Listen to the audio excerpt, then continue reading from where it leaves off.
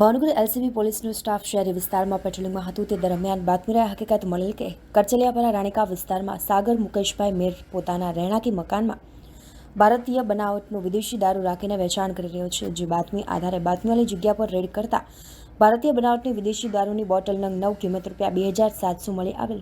જ્યારે ઉપરોક્ત શખ્સ સ્થળ પર હાજર નહીં મળતા તેની વિરુદ્ધ પ્રોહિબિશન એક્ટ મુજબ ગુનો નોંધી વધુ કાર્યવાહી હાથ ધરી હતી।